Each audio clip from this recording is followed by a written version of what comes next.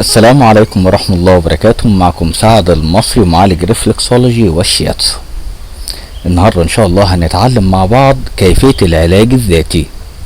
ايه العلاج الذاتي دون؟ يعني ازاي ان انا اقوم بعملية علاج لنفسي دون مساعدة احد. النهاردة ان شاء الله هنركز على علاج الايدين، علاج الجسم كله من خلال كف اليد.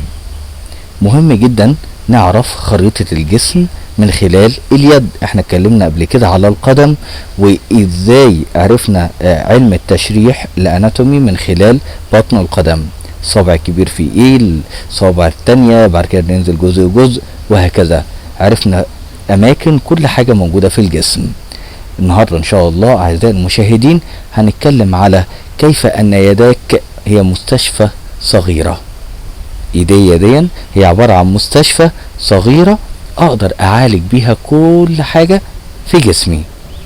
طيب لما نيجي مثلا نشوف اليد اليسرى هنتكلم على الراس، الدماغ والوجه والابهام.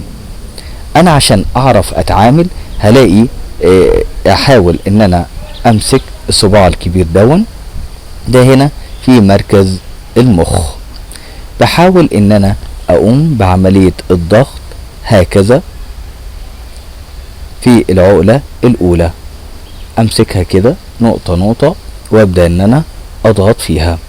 اي حد عنده صداع، اي حد بيعاني من مشكلة الارق، ما بينامش كويس، دماغه مشغولة، بحاول ان انا اضغط في الجزء كده هون، وبعد كده من الجنب، بعد كده الجنب الاخر، هتلاقي ان المخ بيفرز مادة اسمها الاندورفين، وده وظيفتها انها بتقوم بعملية تهدئة. شوف انا شغال معاك اهو، خلاص حاسس انها بتريلاكس، دماغي تحس انها تقلق كده شوية، يعني كويس جدا. واحاول ان ما بين كل تمرين وتمرين احاول اخد نفس عميق جدا 3 مرات بالشكل مرة كمان،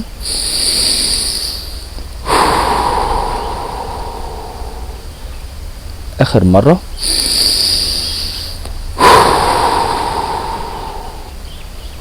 عملية التنفس الصحيحة انا بحاول املأ الرئة بالاكسجين، وحضراتكم عارفين ان المخ بيتغذى على الاكسجين، فطول ما انا بدي اكسجين المخ بيشتعل، بيبقى نشط جدا يعني، وبيشتغل معايا، وبحس قد ايه ريلاكس. عملية تمرين التنفس ثقوا تماما انها بتعمل عملية تنشيط 30 تريليون خلية موجودة في جسم